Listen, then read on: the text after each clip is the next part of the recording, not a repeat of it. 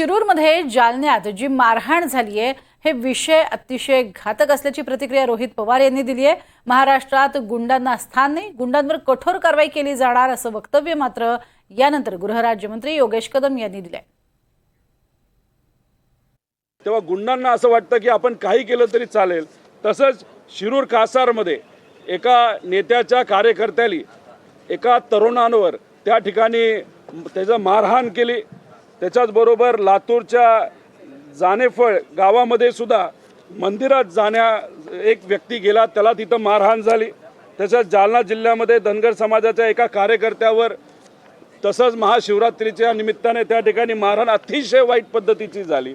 दौंडमधील लता दावडे म्हणजे तिला वाघाली नाही तर बिबट्याली त्याच्यावर हल्ला केला असं म्हणण्यात आलं, पण तसं न असता त्याचा मर्डर झाला अशी त्या ठिकाणी मध्ये। अहिल्यानगरमध्ये जुन्या वादात 19 वर्षीय वैभव नायकवडे याच्यावर त्या ठिकाणी हल्ला झाला। म्हणजे भुजबळ साहेबांनी हा मुद्दा घेतला, अनेक आमदारांनी मुद्दा घेतला। हे जे काही विषय आहेत ते अतिशय घातक असे विषय आहेत आणि याच्यावर खऱ्या अर्थाने सरकारचं लक्ष वेधण्याचं काम हे आम्ही सर्वजण करणार आहोत।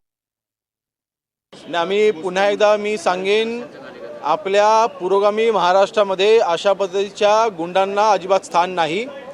अशा गुंडांना जेरबंद केलं जाईल, अशा गुंडांवरती कठोर कारवाई केली जाईल। अशा गुंडांना बाहेर फिरण्याच्या बाबतीमध्ये यांच्यावरती अंकुश ठेवण्यासाठी कायद्याचा वापर करून त्यांना जेरबंद केलं जाईल किंवा त्यांच्यावरती कठोर कारवाई ही केली जाईल। या महाराष्ट्रामध्ये हा संतांचा महाराष्ट्र आहे, हा पुरोगामी महाराष्ट्र आहे। छत्रपती शिवाजी महाराजांनी स्वराज्य स्थापन केलेला हा महाराष्ट्र आहे।